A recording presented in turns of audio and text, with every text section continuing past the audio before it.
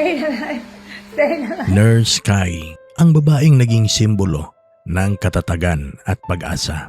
Isang malungkot na balita ang bumalot ngayon sa social media community matapos pumanaw ang kilalang content creator at nurse mula sa Lanao na si Nurse Sky sa paglipas ng mga taon. Nakilala siya bilang isang vlogger na hindi lamang nagbibigay ng entertainment kundi nagsisilbi ring inspirasyon sa libo-libong Pilipino dahil sa kanyang katatagan sa harap ng matinding pagsubok sa buhay bilang isang nurse. Nakasadaya ni Nurse Sky ang tumulong sa mga pasyente at magbigay ng pag-aaruga sa mga nangangailangan. Ngunit dumating ang panahon na siya na mismo ang humarap sa isang mabigat na laban nang siya ay masuri na may malubhang karamdaman. Sa halip na ilihim ang kaniyang kalagayan, pinili niyang ibahagi ito sa publiko upang magsilbing inspirasyon at pag-asa sa mga taong dumaranas ng kaparehong pagsubok sa likod ng kanyang iniindang stage 4 colon cancer. Sa kanyang mga vlog sa social media post, naging bukas siya tungkol sa kanyang kalagayan. Ibinahagi niya ang mga proseso ng kanyang gamutan, ang mga araw ng kanyang panghihina, at maging ang mga sandaling puno ng takot at pag-aalinlangan. Ngunit sa kabila nito, kapansin-pansin ang kanyang pagiging positibo at ang kanyang matibay na pananampalataya. Maraming netizens ang nagsabing naging bahagi sila ng kanyang paglalakbay. Sa bawat video na kanyang inilalabas, makikita ang kanyang determinasyong mabuhay at ipagpatuloy ang laban. Sa bawat ngiti at mensaheng kanyang ibinabahagi, nabibigyan niya ng lakas loob ang mga taong may pinagdaraan ng sakit, depresyon at iba pang pagsubok sa buhay. Habang lumalala ang kanyang kondisyon, patuloy pa rin siyang nakikipag-ugnayan sa kanyang mga taga-subaybay. Hindi niya hinayaang manaig ang kanyang karamdaman sa kanyang pagkatao.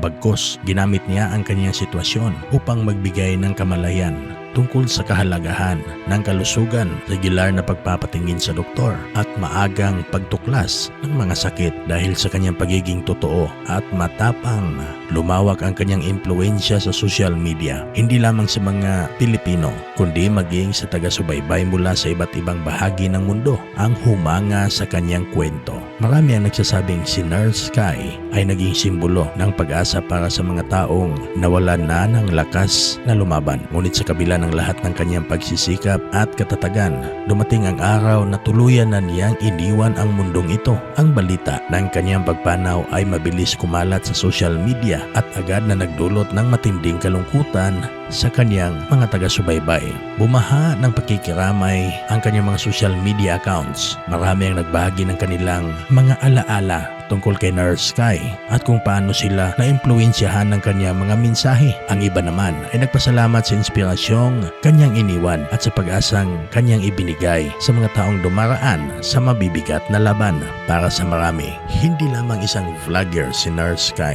Isa siyang huwaran ng katapangan, pananampalataya at pagmamahal sa buhay. Sa kabila ng sakit at paghihirap, ipinakita niyang posible ring ngumiti, magmahal at magbigay ng inspirasyon sa kapwa. Ang kanyang buhay ay nagsilbing paalala na ang bawat araw ay mahalaga. Ipinapakita niya na ang tunay na lakas ay hindi nasusukat sa pisikal na kakayahan kundi sa tibay ng loob, pananampalatayang humarap sa bawat hamon ng buhay. Bagamat wala na siya sa mundong ito, mananatiling buhay ang kanyang alaala sa puso ng kanyang pamilya, mga kaibigan at milyon-milyong taong kaniyang nabigyan ng inspirasyon. Ang kanyang mga mensahe na pag-asa, katatagan at pagmamahal ay patuloy na mabubuhay sa bawat taong kanyang naaantig.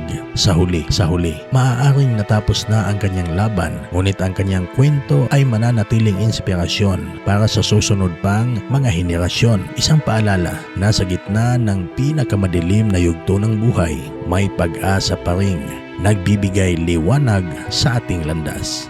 Ikaw, ano ang komento mo sa video natin ngayon? Pwede ka mag-comment sa comment section. Huwag kalimutang i-follow, i-like at i-share at pa-subscribe na din ng artikulo.